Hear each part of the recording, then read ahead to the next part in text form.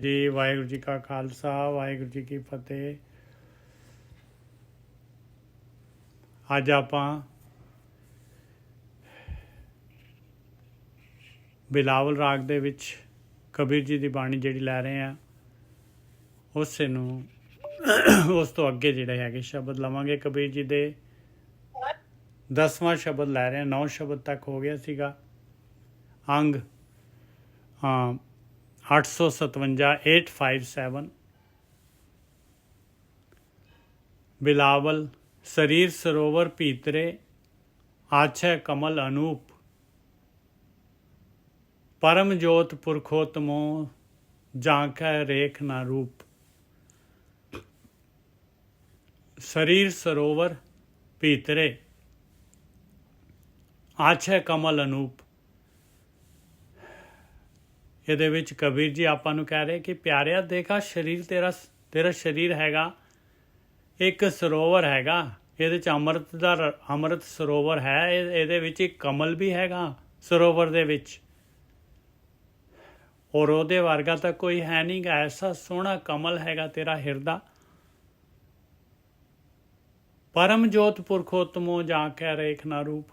ਉਹਦੇ ਵਿੱਚ ਉਹ ਮਾਲਕ ਪਰਮਾਤਮਾ ਦੀ ਆਤਮਾ ਪਰਮ ਜੋਤ ਪੁਰਖ ਉੱਤਮ ਜਿਹਦੀ ਕਿ ਰੇਖ ਨਾ ਰੂਪ ਨਹੀਂ ਹੈਗੀ, ਉਹ ਜਿਹੜਾ ਇਹਦੇ ਅੰਦਰ ਵੱਸਦਾ ਹੈ ਪਿਆਰਿਆ, ਤੇਰੇ ਸਰੀਰ ਦੇ ਅੰਦਰ ਔਰ ਬਾਹਰ ਹਰ ਜਗ੍ਹਾ 'ਤੇ ਉਹ ਮਾਲਕ ਪਰਮਾਤਮਾ ਦੀ ਜੋਤ ਆ।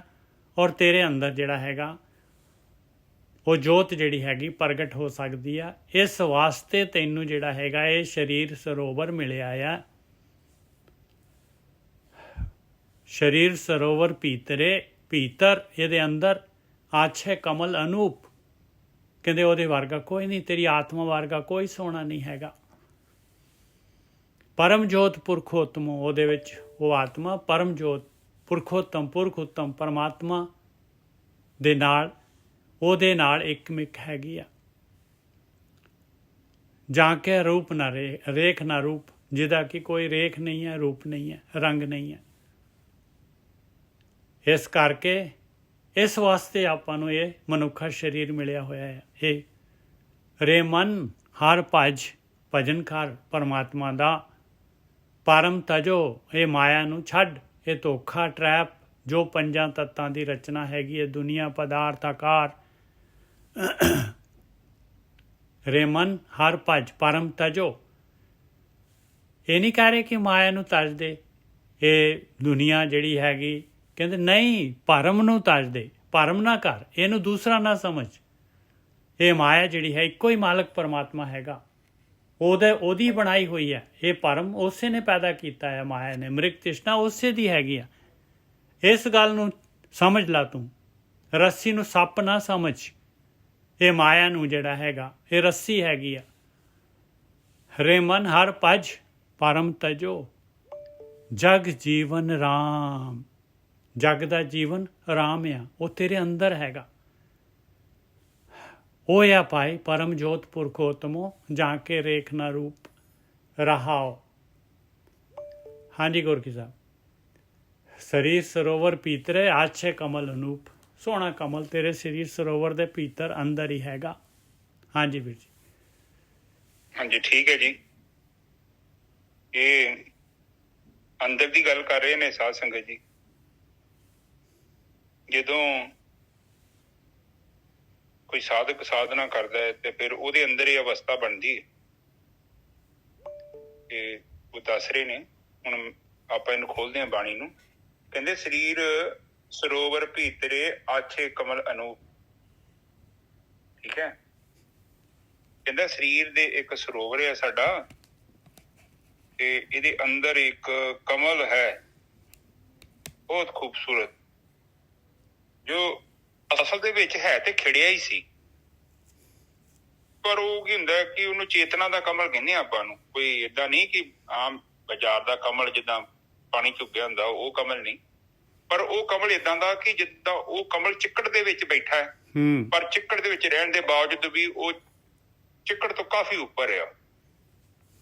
ਇੱਥੋਂ ਇਹ ਚੀਜ਼ ਸਾਨੂੰ ਇੱਕ ਸੇਧ ਮਿਲਦੀ ਆ ਕਿ ਇਹ ਸੰਸਾਰ ਜਿਹੜਾ ਹੈਗਾ ਇਹ ਨਹੀਂ ਇੱਕ ਚਿੱਕੜ ਹੈਗਾ, ਇਹ ਵੀ ਇੱਕ ਪ੍ਰਕਿਰਤੀ ਦਾ ਹਿੱਸਾ ਹੈ। ਇਹ ਪਾਰ ਬ੍ਰਹਮ ਦਾ ਹੀ ਇੱਕ ਹਿੱਸਾ ਹੈ। ਇਹ ਬ੍ਰਹਮ ਹੈ ਜਿਹੜਾ ਇਸ ਨੂੰ ਚਲਾਉਂਦਾ ਹੈ, ਜਿਹੜਾ ਚੇਤਨਾ ਨੂੰ ਕੰਟਰੋਲ ਕਰਦਾ ਹੈ।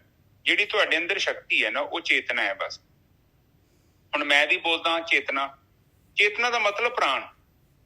ਪ੍ਰਾਣ ਉਹਨਾਂ ਗੁਰੂ ਨਾਨਕ ਪਾਤਸ਼ਾਹ ਤੋਂ ਪੁੱਛਿਆ ਸੀ, ਕਹਾਂ ਬਸਤ ਹੈ ਪਵਨਾ, ਇਹ ਪਵਨ ਕਿੱਥੇ ਵੱਜਦੀ ਹੈ? ਪਵਨ ਦਾ ਮਤਲਬ ਹੀ ਪ੍ਰਾਣ ਹੀ ਹੈ, ਠੀਕ ਹੈ।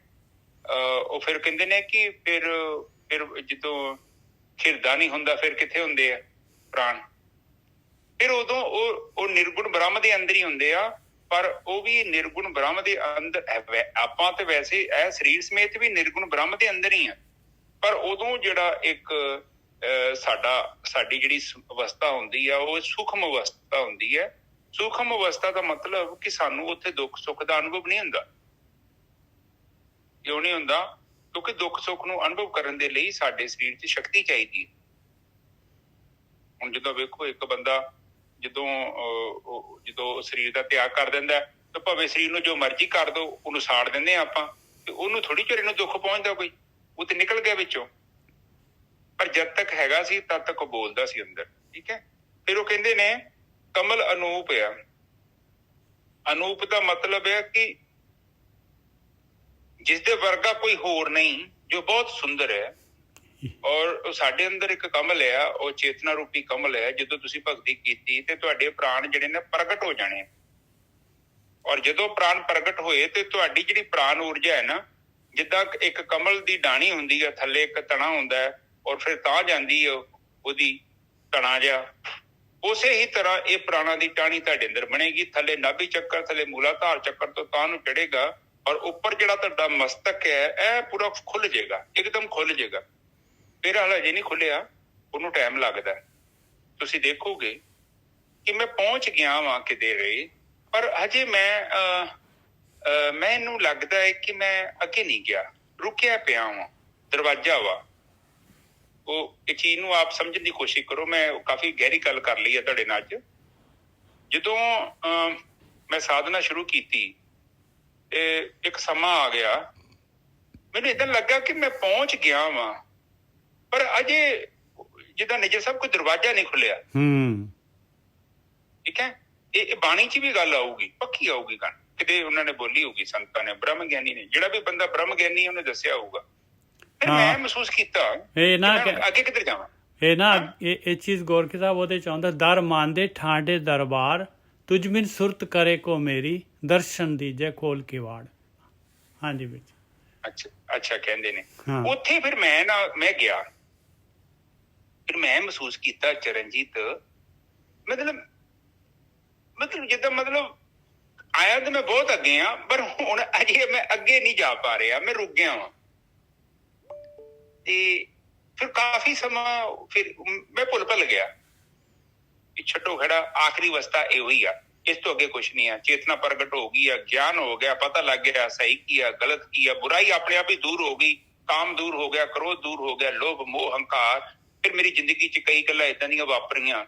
ਫਿਰ ਮੈਂ ਵੇਖਿਆ ਕਿ ਅੰਦਰ ਰਾਗ ਪੈਦਾ ਨਹੀਂ ਹੁੰਦਾ, ਵੈਰਾਗ ਪੈਦਾ ਨਹੀਂ ਹੁੰਦਾ। ਫਿਰ ਨਾ ਅੰਦਰੋਂ ਮੇਰੇ ਅੰਦਰ ਜਿਹੜੀ ਇੱਕ ਅਵਸਥਾ ਵਾ, ਉਹ ਦਵੈਸ਼ ਪੈਦਾ ਨਹੀਂ ਹੁੰਦਾ, ਨਫ਼ਰਤ ਨਹੀਂ ਹੈਗੀ ਕਿਸੇ ਨਾਲ, ਚਾਹੇ ਭਾਵੇਂ ਕੋਈ ਵੀ ਹੋਵੇ, ਠੀਕ ਹੈ।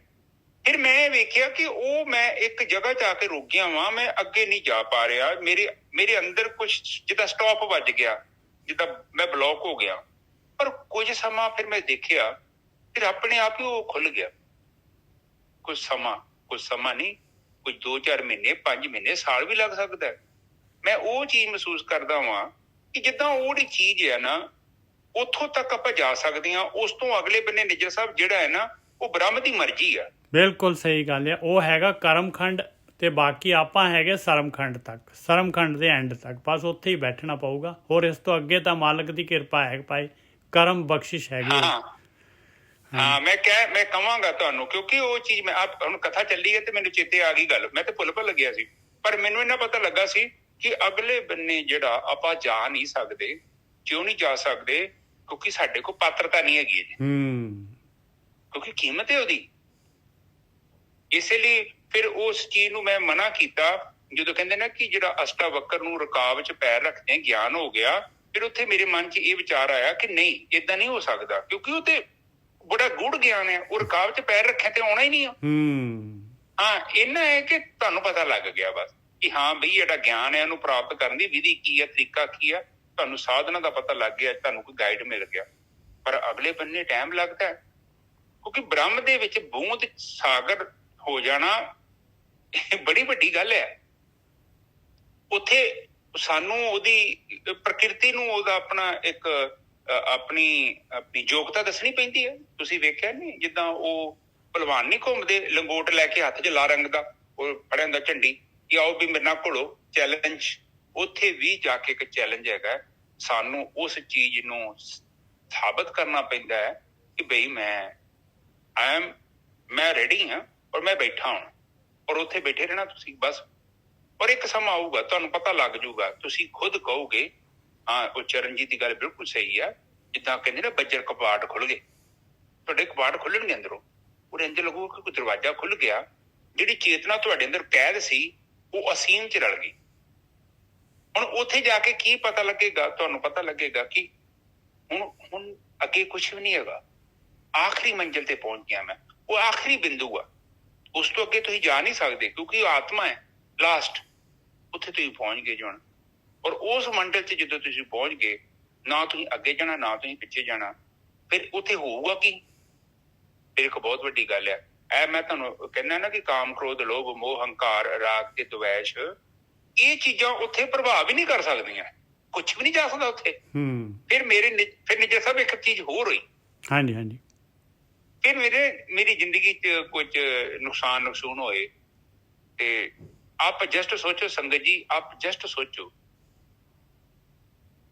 ਇੱਕ ਜਗ੍ਹਾ ਤੇ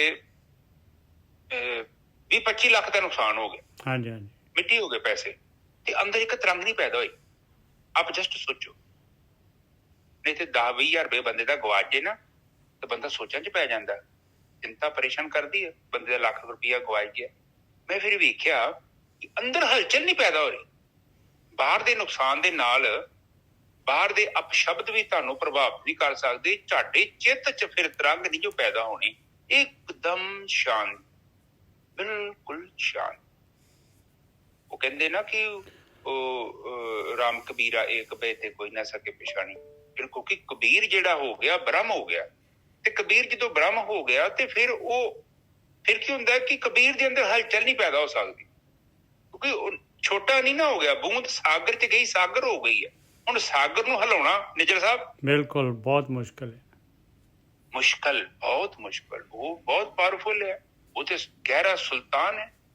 ਉਸੇ ਹਿਸਾਬ ਨਾਲ ਜਦੋਂ ਅਸੀਂ ਬ੍ਰਹਮ ਦੇ ਵਿੱਚ ਰਲ ਜਾਂਦੇ ਹਾਂ, ਔਰ ਫਿਰ ਸਾਡੇ ਅੰਦਰ ਸਾਰਾ ਕੁਝ ਆਪਣੇ ਆਪ ਸ਼ਾਂਤ ਹੋ ਜਾਂਦਾ ਹੈ, ਤੇ ਫਿਰ ਕੀ ਹੁੰਦਾ ਹੈ, ਜੋਤੀ ਜੋਤ ਰਲੀ, ਤੁਮ ਪੂਰਨ ਥੀਆ ਰਾਮ। ਹਾਂ, ਉਹ ਕੰਮ ਪੂਰਾ ਹੋ ਗਿਆ, ਜਿਹੜਾ ਕੰਮ ਕਰਨਾ ਸੀ ਉਹ ਪੂਰਾ ਹੋ ਗਿਆ। ਉਸ ਤੋਂ ਅੱਗੇ ਤੁਸੀਂ ਨਹੀਂ ਜਾ ਸਕਦੇ, ਉਹ ਲਾਸਟ ਹੈ। ਉਸ ਤੋਂ ਬਾਅਦ ਫਿਰ ਕੀ ਹੋਊਗਾ, ਤੁਹਾਡਾ ਜੀਵਨ ਵੇਖਿਓ ਕਿੱਦਾਂ ਚਮਕਦਾ ਹੈ। A to Z ਜਿਹੜੇ ਛੋਟੇ ਮੋਟੀਆਂ ਗੱਲਾਂ ਤੁਹਾਨੂੰ ਪਤਾ ਲੱਗੂਗਾ ਜੀਵਨ ਕੀ ਹੈ। ਬੁਰਾਈ ਅੰਦਰੋਂ ਖਤਮ ਹੋ ਗਈ। ਹੁਣ ਬਾਹਰੋਂ ਕੰਟਰੋਲ, ਵੈਸੇ ਆਮ ਬੰਦਾ ਕੀ ਕਰਦਾ ਹੈ, ਉਹ ਇੰਦਰੀਆਂ ਦੇ ਨਾਲ ਲੜਾਈ ਕਰਦਾ ਹੈ, ਉਹਨਾਂ ਨੂੰ ਰੋਕਦਾ ਹੈ, ਉਹਨਾਂ ਨੂੰ ਕੋਸ਼ਿਸ਼ ਕਰਦਾ ਹੈ ਸਾਂਭਣ ਦੀ। ਜੇ ਸੱਜੇ ਜਾਂਦੀਆਂ ਤੇ ਖੱਬੇ ਮੋੜਦਾ, ਖੱਬੇ ਮੋੜਦਾ ਤੇ ਸੱਜੇ ਮੋੜਦਾ, ਇਸੇ ਤਰ੍ਹਾਂ ਚਲਾਉਂਦਾ ਹੈ। ਪਰ ਜਦੋਂ ਤੁਸੀਂ ਇਸ ਅਵਸਥਾ 'ਚ ਪਹੁੰਚੇ, ਫਿਰ ਤੁਹਾਨੂੰ ਕੁਛ ਕਰਨ ਦੀ ਲੋੜ ਨਹੀਂ, ਫਿਰ ਸਾਰਾ ਕੁਝ ਸਟਾਪ ਹੋ ਜਾਏਗਾ। ਇਹਨੂੰ ਕਹਿੰਦੇ ਆ ਅਨਮਨੀ ਅਵਸਥਾ। ਇੱਥੇ ਮਨ ਨਹੀਂ ਹੈਗਾ, ਤੇ ਮਨ ਨਹੀਂ ਹੈਗਾ, ਫਿਰ ਚਿੱਤ ਕੀ ਕਰੂਗਾ? ਚਿੱਤ ਵੀ ਨਹੀਂ ਚੱਲਣਾ। ਇੰਦਰੀਆਂ ਤੇ ਚੱਲਣ ਦਾ ਸਵਾਲ ਹੀ ਨਹੀਂ ਪੈਦਾ ਹੁੰਦਾ, ਕਿਉਂਕਿ ਇੰਦਰੀਆਂ ਤੇ ਮਨ ਦੇ ਕਰਕੇ ਚੱਲਦੀਆਂ ਨੇ। ਮਨ ਨਾਲ ਜਾਂਦਾ ਤੇ ਫੇਰ ਹੀ ਤੇ ਰਸਾਂ ਨੂੰ ਭੋਗਦਾ। ਹੁਣ ਮਨ ਕੀ ਕਰਦਾ? ਮਨ ਉਹ ਮਨ ਕੀ ਹੋ ਗਿਆ? ਬਹਿ ਗਿਆ ਸ਼ਾਂਤੀ ਦੇ ਨਾਲ। ਮਨ ਦੇਖੋ, ਇੱਕ ਚੀਜ਼ ਨੂੰ ਆਪ ਸਮਝੋ, ਮਨ ਜਿਹੜਾ ਹੈ ਨਾ, ਉਹਨੇ ਇੱਕਦਮ ਸ਼ਾਂਤ ਹੋ ਜਾਣਾ। ਪਰ ਜਿਵੇਂ ਜਿਵੇਂ ਸ਼ਾਂਤ ਹੁੰਦਾ ਗਿਆ, ਤਿਵੇਂ ਉਸਨੇ ਆਪਣੇ ਅਗਿਆਨ ਦਾ, ਭਰਮ ਦਾ ਤਿਆਗ ਕਰ ਆਪਣੇ ਆਪ। ਜਿੱਦਾਂ ਤੁਸੀਂ ਕੀ ਕਰਨਾ ਹੈ, ਭਗਤੀ ਕਰਨੀ ਹੈ, ਬਸ ਇੱਕੋ ਹੀ ਤੇ ਕੰਮ ਕਰਨਾ ਹੈ, ਧਿਆਨ ਨੂੰ ਸਿੱਧਾ ਕਰਨਾ ਹੈ। ਧਿਆਨ ਜਿਹੜਾ ਹੈ, ਧਿਆਨ ਫੈਲਿਆ, ਆਪਾਂ ਨੂੰ ਸਮੇਟਣਾ ਹੈ।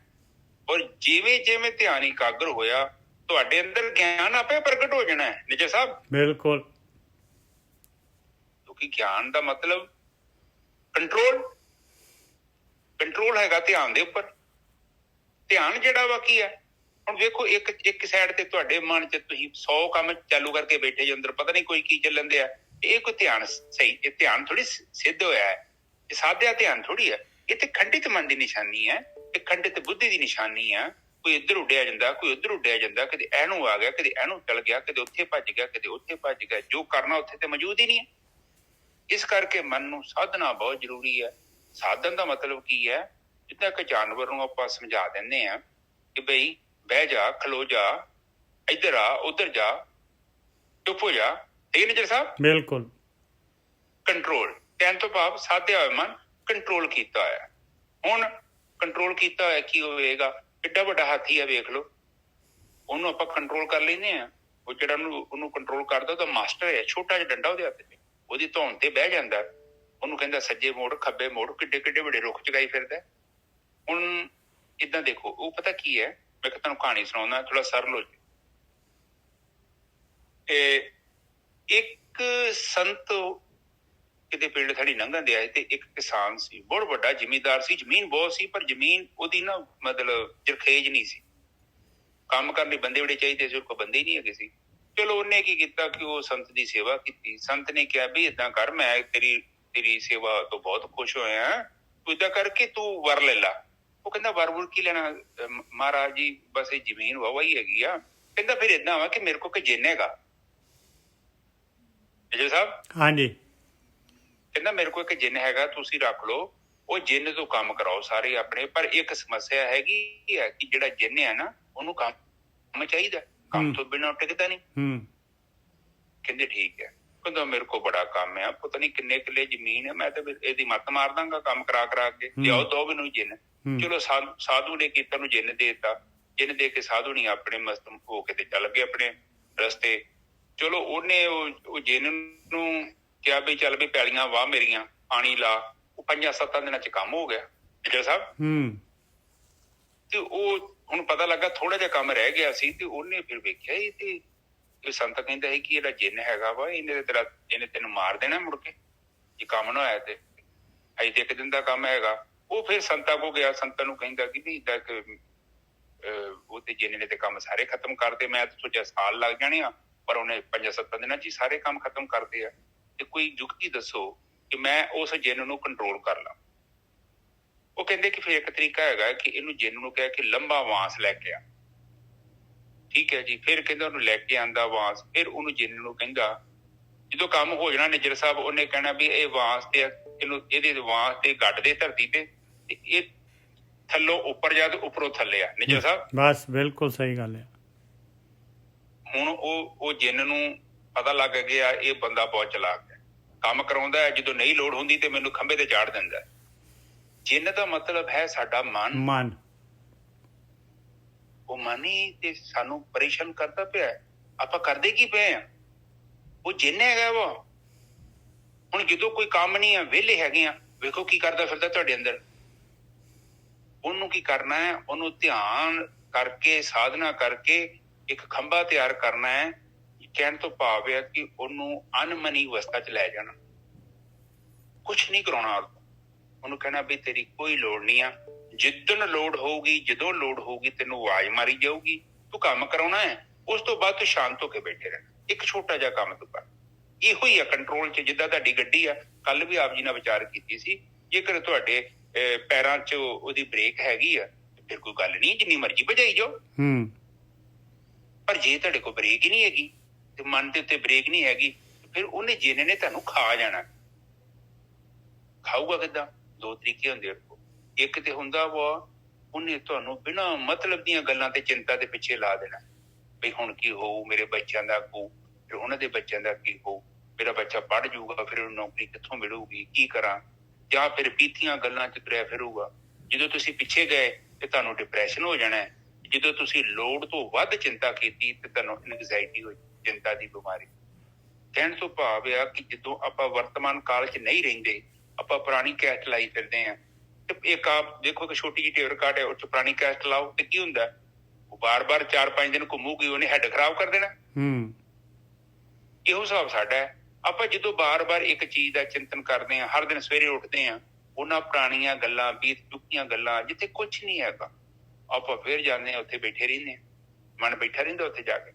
ਫਿਰ ਉੱਥੇ ਉਹ ਆਪਣੇ ਵਿਚਾਰ ਚਲਾਉਂਦਾ ਰਹਿੰਦਾ ਹੈ, ਤੇ ਉਹ ਕੀ ਕਰਦਾ ਹੈ ਕਿ ਉੱਥੇ ਜੋ ਗੰਦਮੰਦ ਪਿਆ ਹੈ ਉਹਨੂੰ ਫਰੋਲਦਾ ਰਹਿੰਦਾ। ਬਸ ਫਰੋਲਦਾ ਕਿੱਦਾਂ ਹੈ?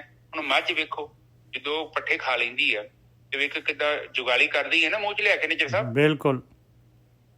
ਬਸ ਇਸੇ ਤਰ੍ਹਾਂ ਮਨ ਦਾ ਸੁਭਾਅ ਹੈ। ਇਹ ਕੀ ਕਰਦਾ ਹੈ? ਪੁਰਾਣਾ ਸਮਾਨ ਕੱਢ ਲਿਆਉਂਦਾ, ਉੱਥੋਂ ਕੋਈ ਫਾਈਲ ਕੱਢ ਕੇ ਬੈਠਾ ਰਹਿੰਦਾ ਹੈ, ਉਹਦੀ ਜੁਗਾਲੀ ਕਰਦਾ ਹੈ। ਉਹਦੀ ਜੁਗਾਲੀ ਕਰਨ ਦੇ ਨਾਲ ਕੀ ਹੋਊਗਾ ਕਿ ਤੁਹਾਡੇ ਚਿੱਤ ਚ ਨਾ ਇਹ ਤਰੰਗਾਂ ਪੈਦਾ ਕਰਦਾ ਹੈ, ਔਰ ਚਿੱਤ ਚ ਤਰੰਗਾਂ ਪੈਦਾ ਹੋਣ ਦੇ ਨਾਲ ਤੁਸੀਂ ਵਰਤਮਾਨ ਕਾਲ ਚ ਨਹੀਂ ਰਹਿੰਦੇ, ਜਾਂ ਅੱਗੇ ਚੱਲ ਜਾਂਦੇ ਜਾਂ ਪਿੱਛੇ ਚੱਲ ਜਾਂਦੇ। ਹੁਣ ਜੇ ਆਪਾਂ ਇੱਥੇ ਮੌਜੂਦਾ ਲੰਮੇ ਵਿੱਚ ਮੌਜੂਦ ਹੀ ਨਹੀਂ ਹੈਗੇ ਆਪਾਂ, ਤੇ ਸਾਨੂੰ ਕੀ ਪਤਾ ਲੱਗੂਗਾ ਮੇਰੇ ਸਾਹਮਣੇ ਕੀ ਹੋ ਰਿਹਾ। ਹੁਣ ਆਪਾਂ ਅਕਸਰ ਨਹੀਂ ਕਹਿੰਦੇ, ਉਹ ਭਾਜੀ ਤੁਸੀਂ ਨਾ ਦੁਬਾਰਾ ਬੋਲਿਓ, ਮੈਂ ਤੁਹਾਡੀ ਗੱਲ ਸਮਝਿਆ ਨਹੀਂ, ਸੁਣੀ ਨਹੀਂ, ਮੈਨੂੰ ਪਤਾ ਨਹੀਂ ਲੱਗਾ। ਉਹਨਾਂ ਕਹਿਣਾ ਭਾਈ ਤੇਰੇ ਲਾਗੇ ਤੇ ਬੈਠਾ ਸਾਂ, ਤੂੰ ਮੇਰੇ ਵੱਲ ਵੇਂਦਾ ਪਿਆ ਸਾਂ, ਜਾਂ ਤੇ ਬਹੁਤਾ ਦੂਰ ਹੋਈਏ, ਤੂੰ ਤੇਰੇ ਸਾਹਮਣੇ ਤੇ ਮੈਂ ਗੱਲ ਸੁਣਾਈ ਸੀ, ਤੁਸੀਂ ਕਹਿੰਦੇ ਜੋ ਮੇਰਾ ਧਿਆਨ ਕਿਤੇ ਹੋਰ ਚਲਾ ਗਿਆ।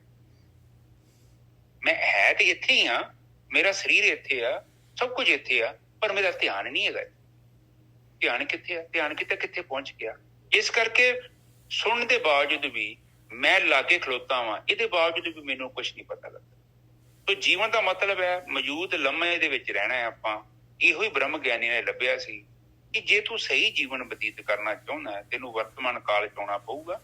ਉਹਦੇ ਵਿੱਚ ਤੂੰ ਦੇਖ, ਔਰ ਆਪਣੀਆਂ ਅੱਖਾਂ ਨਾਲ ਦੇਖ, ਔਰ ਲੋਕਾਂ ਤੇ ਨਾ ਵਿਸ਼ਵਾਸ ਕਰ, ਤੂੰ ਖੁਦ ਦੇਖ ਤੇਰੇ ਜੀਵਨ ਦਾ ਮਕਸਦ ਕੀ ਹੈ, ਤੂੰ ਕਿਉਂ ਜਿੰਦਾ ਹੈ, ਤੂੰ ਕੀ ਕਰਦਾ ਫਿਰਦਾ ਹੈ, ਔਰ ਤੂੰ ਜੋ ਕਰ ਰਿਹਾ ਹੈ, ਜੇ ਤੇਰੇ ਮਨ ਚ ਵਹਿਮ ਬੈਠਾ ਹੈ ਕਿ ਤੂੰ ਬਹੁਤ ਸਹੀ ਕਰ ਰਿਹਾ, ਤੂੰ ਆਪਣੇ ਲਾਗੇ ਬੰਨੇ ਨਜ਼ਰ ਮਾਰ, ਆਪਣੇ ਜਿਹੜੇ ਬਜ਼ੁਰਗਾਂ ਤੇ ਨਜ਼ਰ ਮਾਰ, ਉਹਨਾਂ ਦੇ ਨਾਲ ਕੀ ਹੋਇਆ, ਉਹਨਾਂ ਦਾ ਲਾਸਟ ਟਾਈਮ ਤੇ ਉਹ ਕੀ ਕਹਿ ਕੇ ਗਏ ਨੇ, ਕੀ ਪ੍ਰਾਪਤੀ ਹੋਈ ਉਹਨਾਂ ਨੂੰ।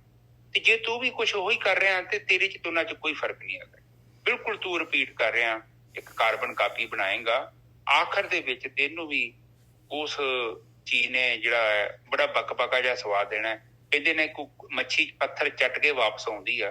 ਕਈ ਮੱਛੀਆਂ ਜਿਹੜੀਆਂ ਵਾ ਉਹ ਦੂਜੀਆਂ ਮੱਛੀਆਂ ਤੋਂ ਸਿੱਖ ਲੈਂਦੀਆਂ ਨੇ, ਉਹ ਰਾਹ ਚ ਮੁੜ ਆਉਂਦੀਆਂ ਨੇ, ਪਰ ਨਿੱਜਰ ਸਾਹਿਬ ਕਈ ਮੱਛੀਆਂ ਏਦਾਂ ਦੀਆਂ ਹੁੰਦੀਆਂ ਨੇ, ਉਹ ਤੁਰੀਆਂ ਜਾਂਦੀਆਂ ਔਰ ਉਸ ਬੇਵਕੂਫੀ ਨੂੰ ਕਰਦੀਆਂ ਨੇ, ਫਿਰ ਪੱਥਰ ਚੜ ਕੇ ਵਾਪਸ ਆਉਣ। ਤੇ ਫਾਇਦਾ ਕੀ ਹੋਇਆ? ਫਿਰ ਦੁੱਖ ਲੱਗਦਾ ਹੈ ਬੰਦੇ ਨੂੰ, ਫਿਰ ਬੰਦੇ ਨੂੰ ਸੋਚਦਾ ਹੈ। ਮੈਂ ਰਿਕਾਰਡਿੰਗ ਪਾਈ ਨਾ, ਵੇਖਿਆ ਉਹ ਬੰਦੇ ਦੀ, ਮੈਂ ਸਾਰੀ ਜ਼ਿੰਦਗੀ ਬਾਹਰ ਕੰਮ ਕਰਦਾ ਰਿਹਾ ਤੇ ਕਿਸੇ ਨੇ ਕਦਰ ਹੀ ਨਹੀਂ ਪਾਈ। ਉਹ ਕਹਿੰਦੇ ਸਾਡੇ ਲਈ ਕੀ ਕੀਤਾ, ਇੱਕ ਨੂੰ ਡਾਕਟਰ ਬਣਾਇਆ, ਔਰ ਇਹ ਆਪਾਂ ਮਨ ਚ ਵਹਿਮ ਵਰਕਾ ਪਾੜਦੀ ਹੈ ਕਿ ਇੱਥੇ ਸਾਨੂੰ ਬੜਾ ਜਸ ਮਿਲੂਗਾ ਤੇ ਸਾਡੇ ਬੜੇ ਸਿਹਰੇ ਪੈਣੇ, ਸਿਹਰਾ ਸੁਰਾ ਤੁਹਾਡੇ ਕੋਈ ਨਹੀਂ ਪੈਣਾ ਹੈ। ਜਿੱਥੇ ਸਿਹਰੇ ਸੂਰੇ ਦੇ ਚੱਕਰਾਂ ਚ ਨਾ ਕਿਤੇ ਪੈ ਜਾਓ ਕਿ ਬੜੀ ਲੋਕੀ ਤੁਹਾਡੇ ਬੱਚੇ ਕਹਿਣਗੇ ਵੀ ਪਤਨੀ ਕਹੂਗੀ, ਪਤੀ ਕਹੂਗਾ ਕਿ ਵਾਹ ਵੀ ਵਾਹ ਤੂੰ ਤੇ ਕਮਾਲ ਕਰਤਾ ਹੈ, ਵੀ ਵੈਸਾ ਬੰਦਾ ਬੜਾ ਕਮਾਲ ਦੀ ਗੱਲਾਂ। ਇਹ ਮਨ ਚੋਂ ਵਰਕਾ ਪਾੜ ਦੋ। ਹਾਂ, ਹੋ ਸਕਦਾ 7 ਬਗਾਨੇ ਘਰ ਦੇਣ, ਤੁਹਾਡੇ ਘਰਦਿਆਂ ਨੇ ਖਾਸ ਕਰਕੇ ਇਹਨਾਂ ਨੇ ਉਹ ਚੀਜ਼ ਨਹੀਂ ਦੇਣੀ ਜਿਹੜੀ ਚੀਜ਼ ਦੇ ਚੱਕਰ ਚ ਤੁਸੀਂ ਫਿਰਦੇ। ਉਹ ਬਹੁਤ ਇੰਪੋਰਟੈਂਟ ਹੈ। ਔਰ ਅਕਸਰ ਬੰਦਾ ਮੋਹ ਚ ਆ ਕੇ ਗਲਤੀਆਂ ਕਰਦਾ, ਫਿਰ ਮੋਹ ਚ ਗਲਤੀਆਂ ਕਰਦਾ, ਫਿਰ ਉਹ ਚੀਜ਼ਾਂ ਜਿਹੜੀਆਂ ਨੇ ਫਿਰ ਇਹਦੇ ਪਿੱਛਾ ਕਰਦੀਆਂ ਨੇ, ਇਹਦੇ ਪਿੱਛੇ ਘੁੰਮਦੀਆਂ ਨੇ ਸਾਡੇ। ਚਲੋ ਇੱਕ ਵਧੀਆ ਤਰੀਕਾ ਇਹ ਆ ਕਿ ਆਪਾਂ ਭਗਤੀ ਕਰਕੇ ਉੱਥੋਂ ਮੁਕਤੀ ਪ੍ਰਾਪਤ ਕਰ ਸਕਦੇ। ਠੀਕ ਹੈ ਜੀ ਨਿੱਜਰ ਸਾਹਿਬ, ਬਾਣੀ ਤੇ ਆ ਜਾਓ ਵਾਪਸ। ਹਾਂਜੀ। ਬਿਲਾਵਲ ਸਰੀਰ ਸਰੋਵਰ ਭੀਤਰੇ ਆਛੈ ਕਮਲ ਅਨੂਪ, ਪਰਮ ਜੋਤ ਪੁਰਖੋਤਮੋ ਜਾ ਕੇ ਰੂਪ ਨਾ ਰੇਖ। ਕਹਿੰਦੇ ਤੇਰੇ ਅੰਦਰ ਦੇਖ ਲਾ ਭਾਈ, ਹਿਰਦੇ ਦੇ ਵਿੱਚ, ਹਿਰਦੇ ਕਮਲ ਦੇ ਵਿੱਚ, ਇਹਦੇ ਵਿੱਚ ਇੱਕ ਜਿਹੜੀ ਹੈਗੀ ਤੇਰੀ ਆਤਮਾ ਹੈਗੀ, ਪਰਮ ਜੋਤ ਹੈਗੀ, ਉਸ ਮਾਲਕ ਪਰਮਾਤਮਾ ਦੀ। ਉਹਦੇ ਅਨੂਪ ਹੈ, ਉਹਦੇ ਬਰੋਬਰ ਦਾ ਕੋਈ ਨਹੀਂ ਹੈਗਾ। ਔਰ ਉਹਦੀ ਰੇਖਿਆ ਰੂਪ ਰੰਗ ਰੇਖ ਨਹੀਂ ਹੈਗਾ ਉਹਦਾ। ਉਹ ਤ੍ਰਿਗੁਣੀ ਮਾਇਆ ਤੋਂ ਭਰੇ ਹੈਗੀ ਆ, 5 ਤੱਤਾਂ ਤੋਂ ਭਰੇ ਹੈਗੀ। ਹਾਂਜੀ ਵੀਰ ਜੀ। ਹਾਂਜੀ ਬਿਲਕੁਲ ਠੀਕ। ਪਰਮ ਜੋਤ ਪੁਰਖੋਤਮੋ ਜਾ ਕੇ ਰੇਖ ਨਾ ਰੂਪ। ਠੀਕ ਹੈ ਜੀ, ਇੱਥੇ ਕਲੀਅਰ ਹੋ ਗਿਆ ਕਿ ਪਰਮ ਜੋਤ ਆ, ਨਾ ਤੇ ਉਹਦਾ ਕੋਈ ਰੂਪ ਆ ਤੇ ਨਾ ਉਹਦੀ ਕੋਈ ਰੇਖ ਹੈ। ਠੀਕ ਹੈ, ਕਿੱਥੇ ਹੈਗੀ ਹੈ? ਤੇਰੇ ਅੰਦਰ ਹੈ। ਉਹ ਜੋਤ ਤੇਰੇ ਅੰਦਰ ਹੈ। ਜੋਤ ਨੂੰ ਪ੍ਰਗਟ ਕਰਨਾ ਹੈ, ਉਹ ਕੋਈ ਇੰਦਰੀਆਂ ਦਾ ਵਿਸ਼ਾ ਨਹੀਂ, ਕੋਈ ਕੰਨ ਦਾ ਵਿਸ਼ਾ ਨਹੀਂ, ਕੋਈ ਮੂੰਹ ਦਾ ਵਿਸ਼ਾ ਨਹੀਂ, ਕੋਈ ਅੱਖ ਦਾ ਵਿਸ਼ਾ ਨਹੀਂ, ਕੋਈ ਨਾਸਾ ਦਾ ਵਿਸ਼ਾ ਨਹੀਂ, ਉਹ ਇੱਕ ਚੇਤਨਾ ਹੈ।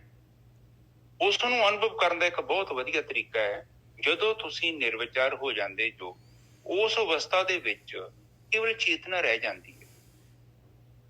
ਅਨੁਭਵ ਕਰਨ ਵਾਲਾ ਵੀ ਚੇਤਨਾ ਹੈ, ਔਰ ਜਿਹਦਾ ਅਨੁਭਵ ਕਰਨਾ ਹੈ ਉਹ ਵੀ ਚੇਤਨਾ ਹੈ। ਠੀਕ ਹੈ, ਅਨੁਭਵ ਕਰਨ ਵਾਲਾ ਚੇਤਨਾ ਹੈ, ਔਰ ਜਿਹਦਾ ਅਨੁਭਵ ਕਰਨਾ ਹੈ ਉਹ ਵੀ ਚੇਤਨਾ ਹੈ, ਇੱਕੋ ਹੀ ਚੀਜ਼ ਹੈ। ਠੀਕ ਹੈ, ਉਹ ਕਹਿੰਦੇ ਆ ਰਾਮ ਕਬੀਰਾ ਏਕ ਭਇਓ ਕੋਈ ਨਾ ਸਕੇ ਪਛਾਣ। ਹੁਣ ਮੈਂ ਇੱਕ ਹੋ ਗਿਆ। ਕੀ ਹੋ ਗਿਆ ਵਾ? ਜਿਹੜਾ ਅਨੁਭਵ ਕਰਨ ਗਿਆ ਸੀ ਉਹਨੂੰ ਪਤਾ ਲੱਗਾ ਕਿ ਮੈਂ ਹੀ ਤੇ ਅਨੁਭਵ ਕਰਨ ਵਾਲਾ ਵਾਂ। ਇੱਕ ਹੋ ਗਿਆ, ਹੁਣ ਦੋ ਨਹੀਂ ਹੈਗੇ। ਉਸ ਅਵਸਥਾ 'ਚ ਤੁਸੀਂ ਜਦੋਂ ਪ੍ਰਵੇਸ਼ ਕੀਤਾ, ਤੁਹਾਨੂੰ ਬੜੀ ਚੰਗੀ ਤਰ੍ਹਾਂ ਪਤਾ ਲੱਗੇਗਾ ਕਿ ਮੇਰਾ ਪ੍ਰਵੇਸ਼ ਕੁਝ ਐਸੇ ਮੰਡਲ 'ਚ ਹੋ ਚੁੱਕਿਆ ਹੈ ਜਿੱਥੇ ਕੁਝ ਨਹੀਂ ਹੈਗਾ, ਨਾ ਸੂਰਜ ਚੰਦ ਤਾਰੇ, ਕੁਝ ਨਹੀਂ ਹੈਗਾ। ਉੱਥੇ ਇਕੱਲਾ ਮੈਂ ਬੈਠਾ ਹੈ। ਠੀਕ ਨੇ ਜੀ ਸਾਹਿਬ? ਬਿਲਕੁਲ ਸਹੀ ਗੱਲ ਹੈ, ਬਿਲਕੁਲ ਸਹੀ ਗੱਲ। ਰਾਤ ਦਿਨ ਹੈ ਨਹੀਂ ਉਸ ਜਗ੍ਹਾ ਦੇ ਉੱਤੇ।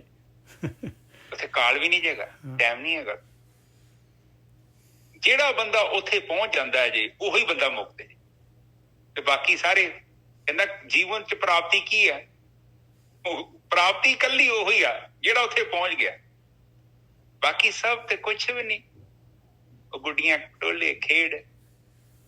ਉਹ ਕਹਿੰਦੇ ਨੇ ਕਿ 100 ਸਾਲ ਦਾ ਜੀਵਨਾ ਤੇ ਅੰਤ ਖੇ ਦਿਖੇ।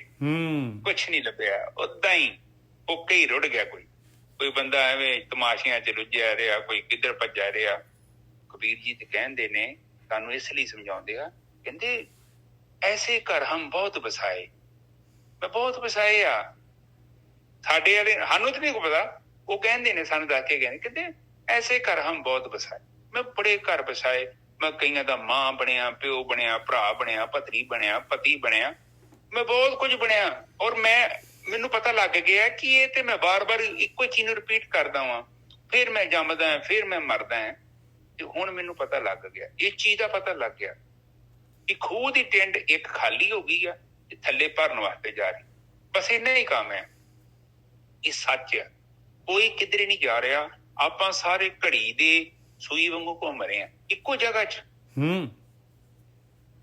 ਤੁਸੀਂ ਦੇਖਿਆ ਨਹੀਂ, ਸਮੁੰਦਰ ਦਾ ਪਾਣੀ ਭਾਵ ਬਣਦਾ ਹੈ, ਸੂਰਜ ਚੁੱਕਦਾ ਹੈ, ਪਹਾੜਾਂ ਤੇ ਮੀਂਹ ਪੈਂਦਾ, ਫਿਰ ਉੱਡ ਕੇ ਸਮੁੰਦਰ 'ਚ ਨਹਿਰਾਂ ਦੇ ਰਾਹੀਂ। ਧਰਤੀ ਸਵੇਰੇ ਘੁੰਮੀ, ਸ਼ਾਮੀ ਫਿਰ ਵਾਪਸ ਘੁੰਮ ਕੇ ਉੱਥੇ ਆ ਰਹੇ ਹਾਂ ਆਪਾਂ। ਕੋਈ ਕਿਤੇ ਨਹੀਂ ਜਾ ਰਿਹਾ, ਸਭ ਕੁਝ ਘੁੰਮ ਰਹੇ ਨੇ। ਆਪਾਂ ਕਿੱਦਾਂ ਘੁੰਮ ਰਹੇ ਹਾਂ? ਇੱਕ ਸਰਕਲ 'ਚ ਘੁੰਮ ਰਹੇ। ਇਸੇ ਕਰਕੇ ਸਰਕਲ 'ਚ ਘੁੰਮ ਕਰਕੇ ਪਤਾ ਨਹੀਂ ਲੱਗਦਾ ਪਿਆ। ਹਾਂਜੀ ਡਾਕਟਰ ਸਾਹਿਬ, ਅਗਲੀ ਤੁਕ ਬੋਲੋ। ਰੇ ਮਨ ਹਰ ਭਜ ਪਰਮ ਤਜੋ ਜਗ ਜੀਵਨ ਰਾਮ। ਦੇਖੋ, 3 ਗੱਲਾਂ ਕਹੀਆਂ ਇਹਦੇ ਵਿੱਚ। ਪਹਿਲੀ ਗੱਲ ਕਹੀ ਕਿਹਨੂੰ ਆ? ਮਨ ਨੂੰ ਕਹੀ ਆ। ਭਜਨ ਕਿਹਨੇ ਕਰਨਾ ਹੈ? ਮਨ ਨੇ ਕਰਨਾ ਹੈ। ਤਨ ਦੇ ਅੰਦਰ ਆ, ਤਨ ਦੀ ਸਹਾਇਤਾ ਹੈ ਕਿ ਮਨ ਨੇ ਭਜਨ ਕਰਨਾ ਹੈ। ਪਹਿਲੀ ਗੱਲ, ਮਨ ਨੇ ਕਿਵੇਂ ਕਰਨਾ ਹੈ? ਸੁਰਤ ਦੁਆਰਾ ਕਰਨਾ ਹੈ। ਰੇ ਮਨ ਹਰ ਭਜ, ਕਿਹਦਾ ਕਰਨਾ ਹੈ ਭਜਨ? ਪਰਮਾਤਮਾ ਦਾ ਭਜਨ ਕਰਨਾ ਹੈ। ਭਜਨ ਕੀ ਹੈਗਾ? ਮਾਲਕ ਨੂੰ ਯਾਦ ਕਰਨਾ ਹੈ।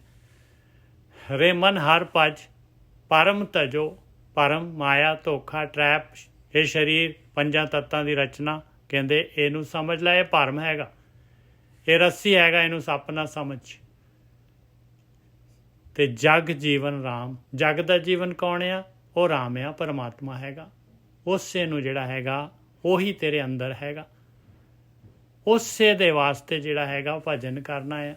ਉਸੇ ਨੂੰ, ਜੋਤ ਨੂੰ ਪ੍ਰਗਟ ਕਰਨ ਵਾਸਤੇ ਰਹਾਓ। ਆ ਲਓ ਜੀ, ਇਹਦੇ ਵਿੱਚ ਸਾਰਾ ਕੁਝ ਆ ਗਿਆ ਗੁਰਕੀ ਸਾਹਿਬ। ਸਹੀ ਹੈ। ਕਹਿੰਦੇ ਰੇ ਮਨ ਭਜ ਹਰ ਭਜ, ਹਰ ਭਜ। ਠੀਕ ਹੈ, ਰੇ ਮਨ ਹਰ ਭਜ। ਕਹਿੰਦੇ ਕਿ ਰੱਬ ਦਾ ਜਾਪ ਕਰ, ਪਰਮਾਤਮਾ ਦਾ ਜਾਪ ਕਰ। ਮਨ ਦਾ ਮਤਲਬ ਪਤਾ ਹੀ ਹੈ ਨਾ ਤੁਹਾਨੂੰ? ਮਨ ਨੂੰ ਕਹਿ ਰਹੇ ਨੇ, ਉਹ ਸਰੀਰ ਨੂੰ ਨਹੀਂ। ਕਿਉਂਕਿ ਸਰੀਰ ਦੇ ਵਿੱਚ ਉਹ ਤੇ ਕਮਾਂਡ ਦੇ ਕੇ ਚੱਲ ਜਾਂਦਾ। ਜਿੱਦਾਂ ਆਪਾਂ ਮਸ਼ੀਨ ਚਾਲੂ ਕੀਤੀ ਤੇ ਆਪਾਂ ਵਾਸ਼ਿੰਗ ਮਸ਼ੀਨ ਚਾਲੂ ਕਰਕੇ ਬਹਿ ਗਏ, ਮੁੜ ਕੇ ਆਪਾਂ ਕੰਮ ਦੂਜੇ ਕਰਨੇ ਸ਼ੁਰੂ ਕਰ ਦਿੰਦੇ ਆ। ਪਰ ਮਨ ਏਦਾਂ ਹੀ ਕਰਦਾ। ਬਿਲਕੁਲ ਏਦਾਂ ਹੀ ਕਰਦਾ, ਏਦਾਂ ਹੀ ਕਰਦਾ। ਸਰੀਰ ਨੂੰ ਜਾਪ ਤੇ ਲਾ ਦੂਗਾ, ਆਪ ਨਿਕਲ ਜਾਊਗਾ। ਤੁਸੀਂ ਲੱਗੇ ਰਹੋ ਬਸ। ਹਾਂਜੀ ਵੀਰ। ਉਹ ਤੁਹਾਡਾ ਜਿਹੜਾ ਸਬਕੌਂਸ਼ੀਅਸ ਮਾਈਂਡ ਹੈਗਾ ਉਹਨੂੰ ਕਮਾਂਡ ਦੇ ਜਾਂਦਾ। ਉਹ ਬਿਲਕੁਲ ਪਾਠ ਜੋ ਮਰਜ਼ੀ ਕਰਵਾ ਲਓ ਉਹਦੇ ਕੋਲੋਂ, ਪਾਠ ਕਰਵਾ ਲਓ, ਚਾਹੇ ਜੋ ਮਰਜ਼ੀ ਕਰਵਾ ਲਓ, ਬਸ ਉਹਨੇ ਕਮਾਂਡ ਦੇ ਕੇ ਆਪ ਪਾਸੇ ਹੋ ਜਾਣਾ ਆ। ਔਰ ਜਿਹੜਾ ਹੈਗਾ ਆਪਣਾ ਸਰੀਰ ਨੇ ਚੱਲੀ ਜਾਣਾ, ਟੇਪ ਰਿਕਾਰਡਰ ਨੇ। ਆਟੋ ਪਾਇਲਟ ਕਹਿੰਦੇ ਆਪਾਂ ਨੂੰ। ਆਟੋ ਪਾਇਲਟ ਤੇ ਜਹਾਜ਼ ਪਾ ਕੇ ਤੇ ਆ ਬੈਠਾ ਰਹਿੰਦਾ ਪਿੱਛੇ ਜਾ ਕੇ, ਪਤਾ ਨੀ ਕੀ ਕਰਦਾ ਰਹਿੰਦਾ। ਹਾਂ, ਪਰ ਉਹ ਕਹਿੰਦੇ ਨਹੀਂ, ਇਹ ਨਹੀਂ ਕੰਮ ਚੱਲੂਗਾ। ਰੇ ਮਨ ਭੱਜ, ਹਰ ਹਰ ਭੱਜ, ਤੂੰ ਜਪਣਾ ਨਾਮ, ਤੂੰ ਇੰਦਰੀਆਂ ਉਦੋਂ ਨਾ ਜਪਾਈ ਜਾ। ਠੀਕ ਹੈ। ਹਾਂ, ਇਹ ਚੀਨ ਵੇਖੋ, ਇਹਦਾ ਮਤਲਬ ਇਹਦੇ ਜਪਣ ਦਾ ਤਰੀਕਾ ਕੀ ਹੈ? ਇਹ ਜਦੋਂ ਚੁੱਪ ਹੋ ਜਾਂਦਾ ਨਾ, ਸ਼ਾਂਤ ਹੋ ਜਾਂਦਾ, ਤੇ ਇਹੋ ਜਪਦਾ ਜੇ ਫਿਰ। ਬਸ ਬਸ ਬਸ। ਠੀਕ ਹੈ। ਓਦਾਂ ਨਹੀਂ ਜਪਦਾ, ਬਿਲਕੁਲ ਨਹੀਂ ਜਪਦਾ। ਇਹ ਸਾਰੀ ਭਗਤੀ ਮੰਨਦੀ ਹੈ। ਮੰਨੇ ਤੇ ਮਨ ਸਾਧੇ ਸਿੱਧ ਹੋਏ। ਮਨ ਨੂੰ ਸਾਧਨਾ ਹੈ, ਸਿੱਧੀ ਆਪੇ ਪ੍ਰਾਪਤ ਹੋ ਜਾਣੀ ਹੈ ਤੁਹਾਨੂੰ। ਪਰ ਜੇ ਇੰਦਰੀਆਂ ਨਾਲ ਜਾਪ ਕਰੀ ਜਾਓਗੇ ਤੇ ਫਿਰ ਕਹਿੰਦੇ ਰਾਮ ਰਾਮ ਕਰਤਾ ਸਭ ਜਗ ਫਿਰੇ ਤੇ ਰਾਮ ਨਾ ਪਾਇਆ ਜਾਏ, ਫਿਰ ਰਾਮ ਨਹੀਂ ਮਿਲੇਗਾ ਤੁਹਾਨੂੰ। ਇਹ ਸੰਸਾਰ ਮਿਲਦਾ ਰਹੂਗਾ, ਪਦਾਰਥ ਪਦਾਰਥ ਮਿਲਦੇ ਰਹਿਣਗੇ, ਤੁਹਾਡੇ ਅੰਦਰ ਇੱਕ ਸ਼ਾਂਤੀ ਜੀ ਬਣੀ ਰਹੂਗੀ। ਹਾਂ ਵੀ ਮੈਂ ਧਾਰਮਿਕ ਹਾਂ, ਪਰ ਅਸਲ ਦੇ ਵਿੱਚ ਪ੍ਰਾਪਤੀ ਕੁਛ ਨਹੀਂ ਹੋਣੀ। ਪ੍ਰਾਪਤੀ ਲਈ ਤੇ ਧਿਆਨ ਸਿਮਰਨ ਨਹੀਂ ਕਰਨਾ ਪਊਗਾ, ਬੰਦਗੀ ਕਰਨੀ ਪਊ, ਮਿਹਨਤ ਕਰਨੀ ਪਊਗੀ। ਕਹਿੰਦੇ ਰੇ ਮਨ ਹਰ ਭੱਜ। ਫਿਰ ਕੀ ਹੋਊਗਾ? ਤੂੰ ਜਦੋਂ ਪਰਮਾਤਮਾ ਨੂੰ ਜਪਿਆ, ਤੂੰ ਉਹਨੂੰ ਧਿਆਇਆ, ਉਹਨੂੰ ਚੇਤੇ ਕੀਤਾ, ਤੇ ਭਰਮ ਤਜ, ਤੇਰੇ ਭਰਮ ਖਤਮ ਹੋ ਜਾਣਗੇ। ਤੈਨੂੰ ਜ਼ਿੰਦਗੀ ਦਾ ਪਤਾ ਲੱਗ ਜਾਊਗਾ, ਗਿਆਨ ਪ੍ਰਗਟ ਹੋ ਜਾਊਗਾ ਤੇਰੇ ਅੰਦਰ। ਹੁਣ ਹਨੇਰੇ ਦੇ ਵਿੱਚ ਮੈਂ ਬੈਠਾ ਹੋਵਾਂ ਤੇ ਮੈਂ ਕਹੀ ਜਾਵਾਂ ਲਾਈਟ ਹੈਗੀ ਆ, ਨਿਜਰ ਸਾਹਿਬ। ਬਿਲਕੁਲ। ਇਹਦਾ ਮਤਲਬ ਕਿ ਮੈਨੂੰ ਚਾਨਣ ਵੇਖਣਾ ਪਊਗਾ ਤੇ ਫੇਰ ਹੀ ਪਤਾ ਲੱਗੂਗਾ ਕਿ ਮੈਂ ਹਨੇਰੇ 'ਚ ਜੀਵਨ ਬਤੀਤ ਕੀਤਾ। ਪਤਾ ਹੀ ਨਹੀਂ ਹੈਗਾ ਚਾਨਣ ਕੀ ਹੈਗਾ ਤੇ ਹਨੇਰਾ ਕੀ ਹੈਗਾ, ਤੇ ਆਪਾਂ ਕਿਵੇਂ ਕਹਿ ਸਕਦੇ ਹਾਂ ਭਾਈ? ਆਪਾਂ ਨੂੰ ਤਾਂ ਹਨੇਰੇ ਨੂੰ ਹੀ ਸਮਝ ਰਹੇ ਹਾਂ, ਬਸ ਇਹੀ ਹੈਗਾ ਸਾਰਾ ਕੁਝ।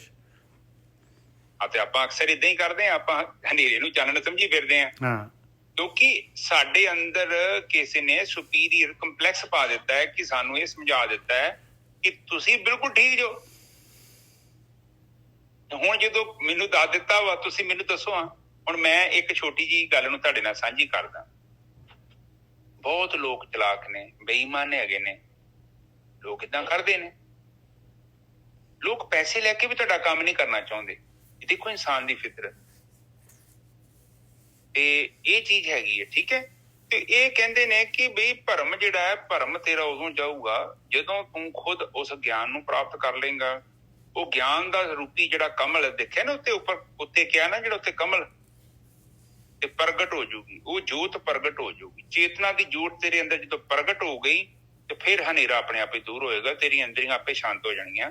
ਤੇ ਫਿਰ ਕਹਿੰਦੇ ਆ ਜਗ ਜੀਵਨ ਰਾਮ।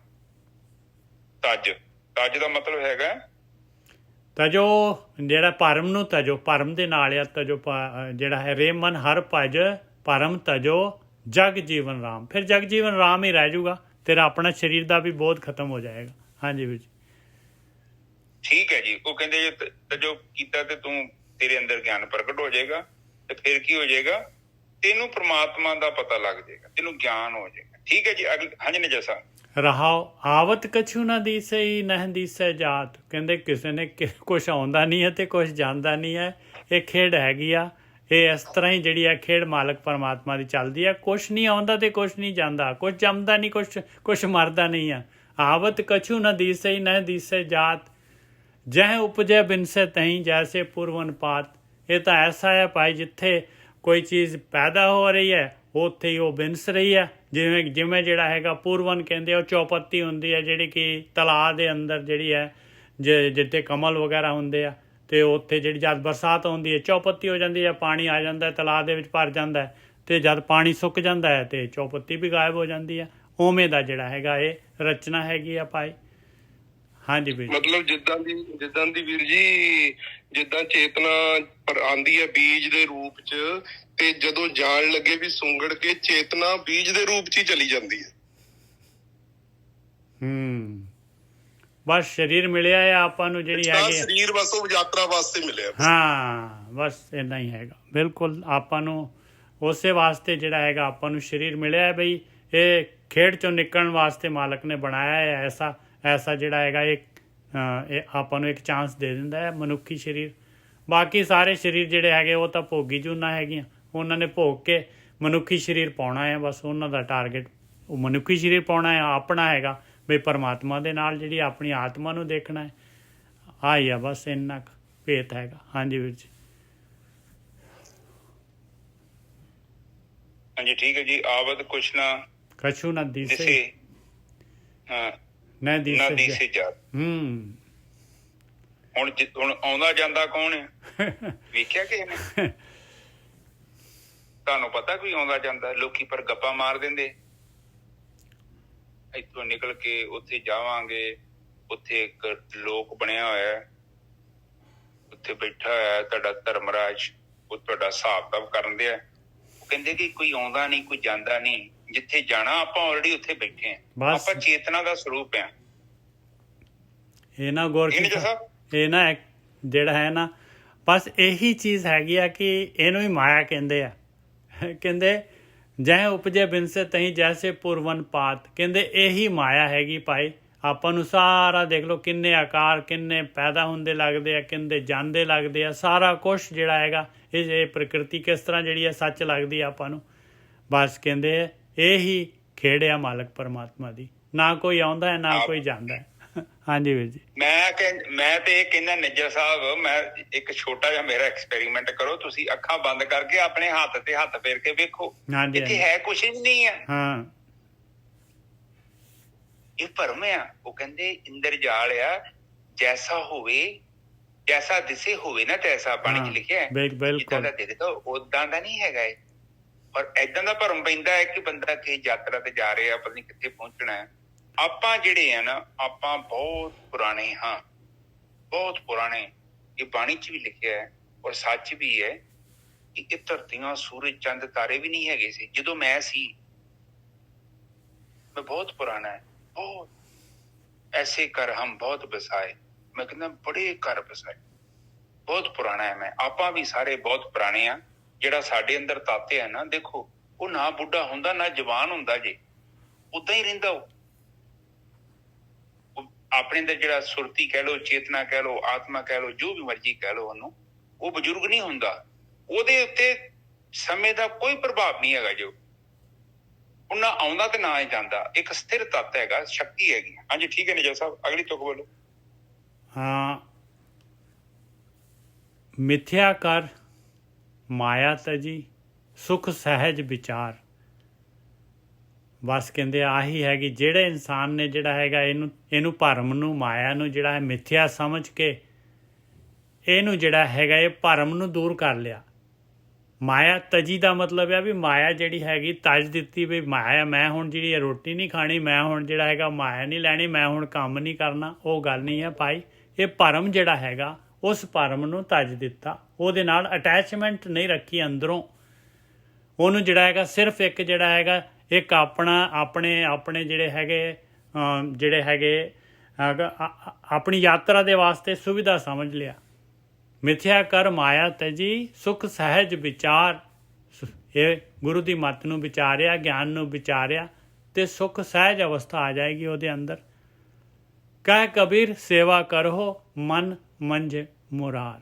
ਬਸ ਆਹੀ ਸੇਵਾ ਹੈ ਭਾਈ, ਇਹੀ ਧਿਆਨ ਸਿਮਰਨ ਹੈ। ਉਹ ਮਨ ਦੇ ਵਿੱਚ ਹੀ ਮੁਰਾਰੀ ਹੈਗਾ, ਉਹ ਮਾਲਕ ਪਰਮਾਤਮਾ ਹਿਰਦੇ ਦੇ ਵਿੱਚ ਹੀ ਉਹਨੇ ਪ੍ਰਗਟ ਹੋ ਜਾਣਾ। ਮਨ ਦੇ ਅੰਦਰ ਹੀ ਵੜਨਾ ਪੈਣਾ ਆ, ਤਾਂ ਹੀ ਇਹ ਮਨ ਨੇ ਚੁੱਪ ਹੋਣਾ ਹੈ। ਹਾਂਜੀ ਵੀਰ ਜੀ। ਹਾਂਜੀ ਬਿਲਕੁਲ ਠੀਕ ਹੈ ਜੀ। ਤੇ ਕਹਿੰਦੇ ਮਿਥਿਆ ਕਰ ਮਾਇਆ ਤਜੀ ਸੁਖ ਸਹਿਜ ਵਿਚਾਰ। ਮਤਲਬ ਮਾਇਆ ਨੇ ਜਿਹੜੀ ਹੈਗੀ ਆ, ਇਹ ਭਰਮ ਜਿਹੜਾ ਹੈਗਾ ਇਹਨੂੰ ਮਿਥਿਆ ਸਮਝ ਲਿਆ। ਇਹ ਜਿਹੜੀ ਦੁਨੀਆ ਦਿਖ ਰਹੀ ਹੈ, ਜੋ ਆਕਾਰ ਪੰਜਾਂ ਤੱਤਾਂ ਦੀ ਰਚਨਾ ਦਿਸ ਰਹੀ ਆ, ਇਹਨੂੰ ਭਰਮ, ਇਹਨੂੰ ਮਿਥਿਆ ਸਮਝ ਲਿਆ। ਇਹ ਸੱਚ ਨਹੀਂ ਹੈਗਾ। ਸੱਚ ਇਹਦੇ ਪਿੱਛੇ ਹੈਗਾ, ਉਹ ਮਾਲਕ ਪਰਮਾਤਮਾ ਜਿਹੜਾ ਕਠਪੁਤਲੀਆਂ ਨੂੰ ਚਲਾ ਰਿਹਾ ਆ। ਮਿਥਿਆ ਕਰ ਮਾਇਆ ਤਜੀ, ਤਾਂ ਉਹਦੀ ਪਕੜ ਢਿੱਲੀ ਹੋ ਗਈ ਮਾਇਆ ਦੀ। ਸੁਖ ਸਹਿਜ ਵਿਚਾਰ, ਸਹਿਜ ਅਵਸਥਾ ਸੁਖ ਦੇ ਵਿੱਚ ਆ ਗਿਆ। ਆਹ ਵਿਚਾਰ ਕੀਤੀ, ਆ ਬ੍ਰਹਮ ਵਿਚਾਰ।